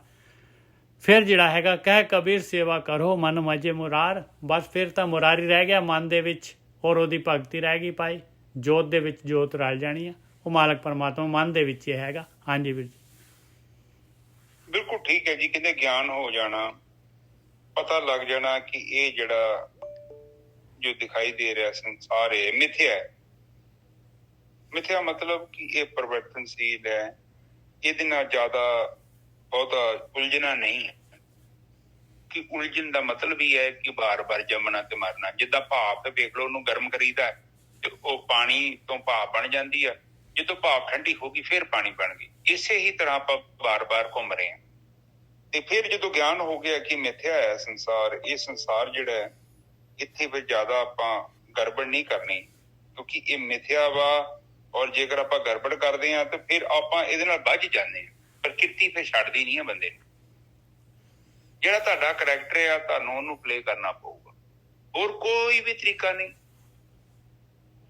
ਤੇ ਜੇ ਸੋਚਦੇ ਆ ਕਿ ਆਪਾਂ 2-4 ਮਿੰਟ 20 ਮਿੰਟ 1 ਘੰਟਾ ਵੈਗਰੂ ਵੈਗਰੂ ਕਰ ਲਿਆ ਤੇ ਮੁੜ ਕੇ ਸਾਰਾ ਦਿਨ ਜੋ ਦਿਲ ਚ ਆਇਆ ਬੋਲਿਆ, ਜੋ ਕਰਨ ਨੂੰ ਦਿਲ ਕੀਤਾ, ਕੋਈ ਚੰਗਾ ਮਾੜੇ ਦਾ ਵਿਚਾਰ ਨਹੀਂ, ਕੋਈ ਭਰੇ ਬੁਰੇ ਦਾ ਵਿਚਾਰ ਨਹੀਂ, ਕੁਝ ਆਪਣੇ ਪਰਾਏ ਦਾ ਵਿਚਾਰ ਨਹੀਂ, ਜੋ ਆਪਾਂ ਕਰ ਰਹੇ ਹਾਂ ਮਰਜ਼ੀ ਨਾਲ, ਜੋ ਮਰਜ਼ੀ ਕਰ ਰਹੇ ਹਾਂ, ਫਿਰ ਤੇ ਗੜਬੜਿਆ ਨਾ। ਬਿਲਕੁਲ ਗੜਬੜਿਆ। ਹਾਂ, ਫਿਰ ਨਹੀਂ ਗੜਬੜਿਆ। ਫਿਰ ਉਹ ਵੈਗਰੂ ਕਿਹਾ ਵੀ ਕੀ ਕੰਮ ਆਊਗਾ? ਵੈਗਰੂ ਦਾ ਕਿਹਾ ਮਤਲਬ ਇੰਨਾ ਹੀ ਹੈ ਕਿ ਤੁਸੀਂ ਦਵਾਈ ਪੜ੍ਹੀ ਹੈ, ਬਸ ਦਵਾਈ ਦਾ ਨਾਮ ਪੜ੍ਹਿਆ, ਦਵਾਈ ਖਾਧੀ ਨਹੀਂ। ਪੜ੍ਹਨ ਦੇ ਨਾਲ ਕੀ ਹੋਊਗਾ? ਬਾਣੀ ਚ ਫਿਰ ਕਿਹਾ ਪੜ੍ਹੇ ਲਿਖੇ ਕਿਆ ਹੋਏ, ਜੋ ਸਾਹਿਬ ਨਾ ਮਿਲਿਆ ਸੋਏ, ਜੋ ਸਹਿਜ ਨਾ ਮਿਲਿਆ ਸੋਏ, ਹਰ ਕਾ ਨਾਮ ਨਾ ਜਪਸ ਗਵਾਰਾ, ਕਿਆ ਸੋਚੇ ਬਾਰੰਬਾਰਾ। ਉਹ ਕਹਿੰਦੇ ਪੜ੍ਹੇ ਲਿਖਿਆ ਕੀ ਹੋਊਗਾ? ਤੂੰ ਪੜ੍ਹੀ ਜਾ, ਦਵਾਈ ਦਾ ਲੈਵਲ ਪੜ੍ਹੀ ਜਾ, ਸਾਰਾ ਦਿਨ ਪੜ੍ਹ, ਪਿਓ ਦਾ ਪੁੱਤਾ ਤੂੰ ਨਾ ਟੇਕੇ ਬਵੀਂ, ਤੇ ਕੀ ਹੋਊਗਾ? ਜਿਹੜੀ ਚੀਜ਼ ਤੂੰ ਕਰਨੀ ਉਹ ਤੇ ਕੀਤੀ ਨਹੀਂ। ਤੇ ਕਿਆ ਤੂੰ ਸੋਚਦਾ? ਫਿਰ ਬਾਰੰਬਾਰ ਸੋਚੀ ਜਾਂਦਾ, ਔਰ ਸੋਚ ਕੇ ਹੀ ਤੇ ਬੰਦਾ ਏਦਾਂ ਕਰਦਾ। ਬੰਦਾ ਸੋਚ ਕੇ ਤੇ ਆਪਣਾ ਸਮਾਂ ਕੱਢਦਾ ਔਰ ਆਪਣਾ ਜੀਵਨ ਜਿਹੜਾ ਨਸ਼ਟ ਕਰ ਲੈਂਦਾ ਕਿ ਅੱਜ ਕਰੂੰਗਾ, ਵੈਗਰੂ ਦਾ ਨਾਮ ਜਪੂੰਗਾ, ਮੈਂ ਜੀਵਨ ਉੱਚਾ ਕਰੂੰਗਾ। ਬਹੁਤ ਔਖਾ ਹੈ। ਉਹ ਤੇ ਕਹਿੰਦੇ ਪੂਰਾਂ ਦੇ ਪੂਰੇ ਡੁੱਬ ਰਹੇ ਆ ਔਰ ਡੁੱਬੀ ਜਾ ਰਹੇ। ਵੈਸੇ ਆਪਾਂ ਲੋਕਾਂ ਨੂੰ ਕੀ ਕਹਿਣਾ ਹੈ, ਕਿਉਂਕਿ ਉਹਨਾਂ ਦੇ ਉੱਪਰ ਸਾਡਾ ਕੋਈ ਕੰਟਰੋਲ ਨਹੀਂ ਹੈ। ਸਾਡਾ ਕੰਟਰੋਲ ਕੇਵਲ ਸਾਡੇ ਉੱਪਰ ਹੈ। ਮੈਂ ਤੇ ਇਹ ਕਹਿਣਾ ਚਾਹੁੰਦਾ ਹਾਂ ਕਿ ਜੇ ਤੁਸੀਂ ਸੋਚਦੇ ਜੋ ਕਿ ਦੂਜੇ ਚੰਗੇ ਬਣ ਜਾਣ, ਬੜੇ ਵਧੀਆ ਦੁਨੀਆ ਬਣ ਜਾਏ, ਤੇ ਇਹ ਤੇ ਬਈ ਇਹ ਤੇ ਪੋਸੀਬਲ ਹੀ ਨਹੀਂ ਹੈਗਾ, ਬਿਲਕੁਲ ਹੀ ਪੋਸੀਬਲ। ਇੱਕੋ ਚੀਜ਼ ਹੈਗੀ ਆ, ਉਹ ਆਪਾਂ ਕਰ ਸਕਦੇ ਹਾਂ, ਅਸੀਂ ਆਪਣੇ ਆਪ ਨੂੰ ਬਦਲ ਲਾਂਗੇ। ਤੇ ਜਿਹਨੇ ਆਪਣੇ ਆਪ ਨੂੰ ਬਦਲ ਲਿਆ ਉਹੀ ਮੁਕਤ ਜੇ। ਬਿਲਕੁਲ ਸਹੀ ਗੱਲ ਹੈ। ਉਹੀ ਬ੍ਰਹਮ ਗਿਆਨੀ। ਕਹਿੰਦੇ ਬ੍ਰਹਮ ਗਿਆਨੀ ਕੌਣ ਹੈ? ਜਿਹਨੇ ਬ੍ਰਹਮ ਨੂੰ ਪਛਾਣ ਲਿਆ, ਮੈਂ ਦਾ ਪਤਾ ਲੱਗ ਗਿਆ, ਔਰ ਜਿਹਨੇ ਆਪਣੀਆਂ ਬੇਵਕੂਫੀਆਂ ਕਰਨੀਆਂ ਬੰਦ ਕਰਤੀਆਂ। ਤੁਸੀਂ ਬੇਵਕੂਫੀਆਂ ਕਰਨੀਆਂ ਬੰਦ ਕਰ ਦੋ ਤਾਂ ਮਾਇਆ ਦਾ ਭਰਮ ਖਤਮ ਹੋ ਜਾਏਗਾ। ਬਿਲਕੁਲ ਸਿੰਪਲ, ਵੈਰੀ ਸਿੰਪਲ। ਤੇ ਬਾਕੀ ਜੇ ਤੁਸੀਂ ਪਾਠ ਪੂਰੀਆਂ ਕਰੀ ਜਾਂਦੇ ਜੋ, ਸੋਚਦੇ ਕਿ ਇਹ ਰੱਬ ਨੂੰ ਚਾਹੀਦਾ ਵਾ, ਰੱਬ ਨੂੰ ਕੁਛ ਵੀ ਨਹੀਂ ਚਾਹੀਦਾ। ਰੱਬ ਨੇ ਸਾਡੇ ਤੋਂ ਕੀ ਲੈਣਾ ਦੇਣਾ? ਰੱਬ ਤੇ ਵੇਂਦਾ ਕਿ ਚਰਨਜੀਤ ਤੇਰਾ ਜੀਵਨ ਕੀ ਹੈ, ਤੂੰ ਕਰਦਾ ਕੀ ਪਿਆ? ਤੂੰ ਇੱਥੇ ਘੰਟਾ ਜੇ ਪਾਠ ਵੀ ਪੜ੍ਹ ਲਿਆ ਵਾ, ਉਸ ਤੋਂ ਬਾਅਦ ਬਾਕੀ 24 ਘੰਟੇ ਕੀ ਕੀਤਾ? 23 ਘੰਟੇ ਤੇਰਾ ਉਹ ਜੀਵਨ ਕੀ ਹੈ? ਕਿਉਂਕਿ ਤੂੰ ਸੰਸਾਰ ਦੇ ਵਿੱਚ ਕੀ ਲੈ ਕੇ ਆ ਰਿਹਾ? ਤੂੰ ਸੰਸਾਰ ਨੂੰ ਚੰਗਾ ਬਣਾ ਰਿਹਾ ਕਿ ਗੰਦਾ ਬਣਾ ਰਿਹਾ? ਉਹ ਵੇਂਦਾ ਹੈ ਰੱਬ। ਠੀਕ ਜੀ ਸਾਹਿਬ? ਬਿਲਕੁਲ ਠੀਕ ਹੈ ਜੀ, ਬਿਲਕੁਲ ਠੀਕ ਹੈ। ਬਾਕੀ ਤਾਂ ਜੋ ਕੁਛ ਵੀ ਹੈਗਾ ਗੋਰਖੀ ਸਾਹਿਬ, ਜੋ ਵੀ ਪਦਾਰਥ ਜੋ ਵੀ ਹੈਗਾ, ਆਪਾਂ ਰੱਬ ਨੂੰ ਕੀ ਅਰਪਣ ਕਰ ਸਕਦੇ? ਰੱਬ ਦੇ ਤਾਂ ਬਣਾਏ ਹੋਏ ਹੈਗੇ ਉਹ। ਨਿੱਜਰ ਸਾਹਿਬ, ਮੈਂ ਤੁਹਾਡੇ ਘਰੇ ਆਇਆ, ਤੁਹਾਡਾ ਹੀ ਗੁਲਾਬ ਤੋੜ ਕੇ ਤੁਹਾਡੇ ਹੱਥ 'ਚ ਫੜਾਈ ਜਾਂਦਾ ਵਾ, ਤੁਹਾਡਾ ਹੀ ਪਾਣੀ ਉੱਥੇ ਟੂਟੀ 'ਚ ਪਾ ਕੇ ਤੇ ਤੁਹਾਨੂੰ ਫੜਾ ਤਾ, ਲਓ ਪਾਣੀ ਪੀਓ। ਫਿਰ ਮੈਂ ਤੁਹਾਡੀ ਤਾਰੀਫ ਕਰੀ ਜਾਂਦਾ ਕਿ ਨਿੱਜਰ ਸਾਹਿਬ ਬੜੀ ਮਿਹਰਬਾਨੀ, ਬੜੀ ਮਿਹਰਬਾਨੀ। ਔਰ ਦੂਜੀ ਤਰਫ ਮੈਂ ਚੋਰੀ ਕਰੀ ਜਾਂਦਾ ਤੁਹਾਡੇ ਘਰੋਂ। ਤੁਹਾਨੂੰ ਤੇ ਨਹੀਂ ਪਤਾ ਲੱਗੂਗਾ, ਪਰ ਪਰਮਾਤਮਾ ਨੂੰ ਤਾਂ ਪਤਾ ਲੱਗਦਾ ਹੈ ਨਾ। ਪਰਮਾਤਮਾ ਨੂੰ ਤਾਂ ਪਤਾ ਨਾ ਕਿ ਆਪਾਂ ਚੀਟਿੰਗ ਕਰਦੇ ਹਾਂ, ਗੁਰਦੁਆਰੇ ਜਾ ਕੇ ਮੱਥਾ ਟੇਕਦੇ ਹਾਂ, ਔਰ ਫਿਰ ਬਾਅਦ ਚ ਕੀ ਕਰਦੇ ਹਾਂ? ਫਿਰ ਆਪਾਂ ਸਾਰਾ ਦਿਨ ਆਪਣੀ ਕੈਸਟ ਚਲਾਉਂਦੇ ਹਾਂ, ਜਿਹੜਾ ਦਿਲ ਕਰਦਾ ਸਾਡਾ ਹੀ ਉਹ ਕਰਦੇ ਹਾਂ, ਜਿੱਥੇ ਜਾਣ ਨੂੰ ਦਿਲ ਕਰਦਾ ਹੈ। ਔਰ ਅਕਸਰ ਅਸੀਂ ਉਹ ਕੰਮ ਕਰਦੇ ਹਾਂ ਜਿੱਥੇ ਜੋ ਕੰਮ ਕਰਨ ਵਾਸਤੇ ਸਾਨੂੰ ਮਨਾਹੀ ਕੀਤੀ ਹੈ। ਬਿਲਕੁਲ ਸਹੀ ਗੱਲ ਹੈ। ਔਰ ਫਿਰ ਉਹ ਭੋਗੀ ਹੈ। ਔਰ ਜਿਵੇਂ ਕਹਿੰਦੇ ਜੋਗੀ ਦੇ ਅੰਦਰ ਜੋਗੀ ਤੇ ਭੋਗੀ ਦੇ ਅੰਦਰ ਭੋਗੀ। ਤੇ ਜੇ ਆਪਾਂ ਭੋਗਾਂ ਦੇ ਕੰਮ ਕਰਾਂਗੇ ਫਿਰ ਭੋਗਾਂ ਚੁੰਨੀਆਂ 'ਚ ਜਾਣਾ ਹੀ ਪੈਣਾ ਸਾਨੂੰ, ਕਿਉਂਕਿ ਉਹ ਤੇ ਪੱਕਾ ਹੈ ਨਾ। ਆਪਾਂ ਜਿਹੜੀ ਚੀਜ਼ ਖਰੀਦ ਕੇ ਲੈ ਆਏ ਉਹ ਸਾਡੇ ਘਰ ਆ ਗਈ ਆ। ਬਿਲਕੁਲ, ਜੋ ਡਿਮਾਂਡ ਆ, ਬਸ ਡਿਮਾਂਡ ਤੇ ਹੀ ਗੱਡੀ ਸਾਰੀ ਟਿਕੀ ਹੋਈ ਹੈ। ਜੋ ਇੱਛਾ ਕਰਾਂਗੇ ਆਪਾਂ, ਬਸ ਉਹ ਚੀਜ਼ ਆਉਣੀ ਉਹ ਨਿਜਾ ਸਾਹਿਬ, ਉਹ ਪੱਕੀ ਆਉਣੀ ਆ। ਤੇ ਆਉਣੀ ਵੀ ਪਾਰਸਲ ਹੋ ਕੇ, ਜਿੱਦਾਂ ਐਮਾਜ਼ੋਨ 'ਚ ਆਪਾਂ ਆਰਡਰ ਕਰਦੇ ਆ ਨਾ, ਮੁੜ ਕੇ ਸਾਡੇ ਬੂਹੇ ਗੜੀ ਆ ਕੇ ਬੰਦਾ ਡਿਲੀਵਰੀ ਮੈਨ ਕਹਿੰਦਾ ਭਾਈ ਆਰਡਰ ਕੀਤੀ, ਚੁੱਕੋ ਆਪਣਾ ਆਰਡਰ। ਫਿਰ ਉਹ ਕਹਿੰਦੇ ਆ ਕਿ ਭਈ ਹੁਣ ਲਓ, ਇਹਨੂੰ ਰੱਖੋ, ਇਹਨੂੰ ਸਾਂਭ ਕੇ। ਬਿਲਕੁਲ ਠੀਕ ਹੈ। ਜੱਜ ਦੀ ਵਿਚਾਰ ਨਿਜਾ ਸਾਹਿਬ ਇੱਥੇ ਸਮਾਪਤ। ਹਾਂਜੀ, ਬਿਲਕੁਲ, ਬਹੁਤ ਵਧੀਆ ਗੋਰਖੀ ਸਾਹਿਬ। ਠੀਕ ਹੈ। ਇੱਕ ਓੰਕਾਰ ਸਤਨਾਮ ਕਰਤਾ ਪੁਰਖ ਨਿਰਭਉ ਨਿਰਵੈਰ ਆਕਾਲ ਮੂਰਤ ਜੁਨੀ ਸੈਭੰ ਗੁਰ ਪ੍ਰਸਾਦ।